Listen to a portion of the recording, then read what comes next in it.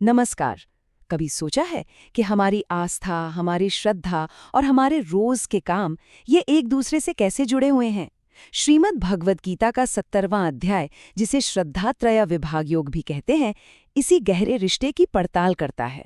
तो चलिए हमारे जीवन से जुड़े इस अद्भुत ज्ञान को एकदम सरल भाषा में समझते हैं।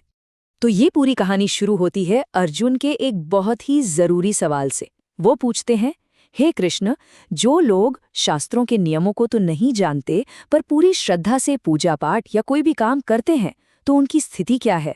उनका कर्म किस श्रेणी में आएगा? सात्विक, राजसिक या फिर तामसिक? ये एक ऐसा सवाल है जो शायद हम सबके मन में कभी न कभी आता ही है। अब देखिए, कृष्ण इसका जवाब सीधे सीधे हाँ या नहीं में नहीं देते, बल्कि वो हमें प्रकृति के 3 गुणों का एक बहुत ही कमाल का फ्रेमवर्क देते हैं।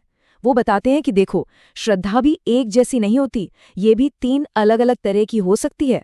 कृष्ण समझाते हैं कि हर इंसान की श्रद्धा उसके अपने अंदरूनी स्वभाव से ही निकलती है।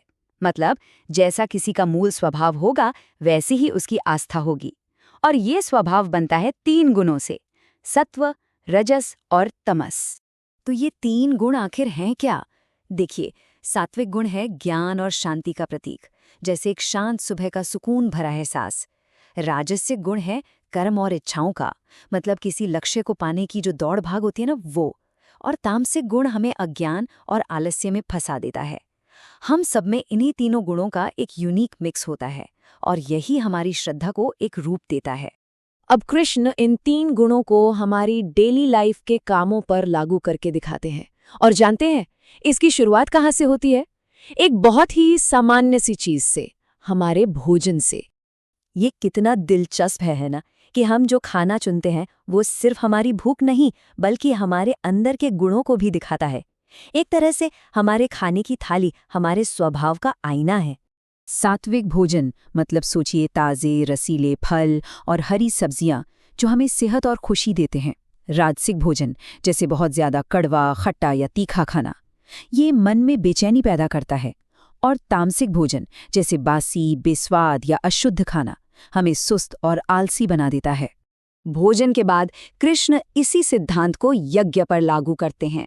अब यहाँ यज्ञ का मतलब सिर्फ हवन अनुष्ठान नहीं, बल्कि हमारे कर्तव्य और जिम्मेदारियां भी हैं। और ये भी 3 तरह के होते हैं।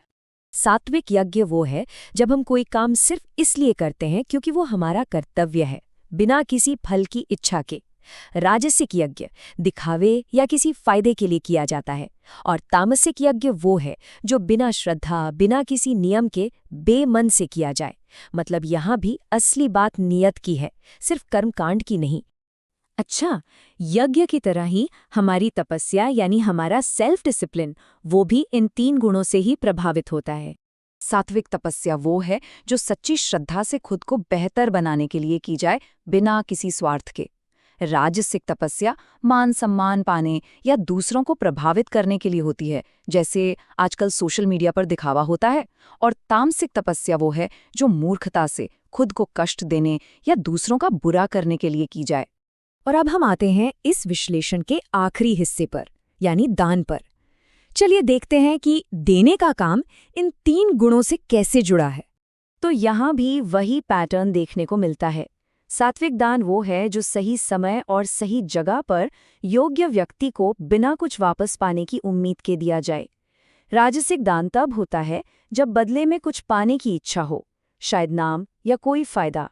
और तामसिक दान वो है जो गलत जगह, गलत समय पर अनादर के साथ दिया जाए। तो इन सभी कर्मों के विश्लेषण के बाद ये अध्याय एक बहुत ही खूबसूरत सार पर आकर खत्म होता है। यह हमें एक ऐसा मंत्र देता है जो किसी भी काम को शुद्ध कर सकता है, और वो है ओम तत्सत। कृष्ण कहते हैं कि ये 3 शब्द ओम तत्सत कोई साधारण मंत्र नहीं है, बल्कि ये स्वयं परमात्मा का ही नाम है, उनका ही प्रतीक है। ये मंत्र हमारे हर काम में रह गई कमियों को दूर करके उसे पवित्र बना सकता है। ये याद रखने का एक बहुत सुंदर तरीका है कि हम जो कुछ भी करते हैं उसे परमात्मा को समर्पित कर सकते हैं। तो इसका मतलब क्या है? ओम तो है परमात्मा का प्रतीक, तत् का मतलब है वह जो हमें याद दिलाता है कि सब कुछ उसी परमात्मा का है, इसलिए हमें बिना किसी लगाव के काम करना चाहिए। और सत का मतलब है सत्य और अच्छाई। इन तीनों को एक साथ याद करने से हमारे सारे कर्म शुद्ध हो जाते हैं।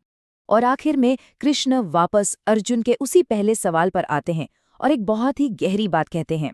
वो कहते हैं कि कोई भी यज्ञ, दान या तप, चाहे वो कितना भी बड़ा क्यों न लगे, अगर वो बिना सच्ची श्रद्धा के किया जाए तो वो असत है।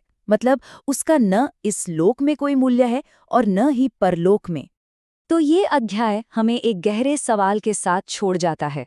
हम जो खाते हैं, जो काम करते हैं, जो दान देते हैं, इन सब के पीछे आखिर कौन सा गुण काम कर रहा है?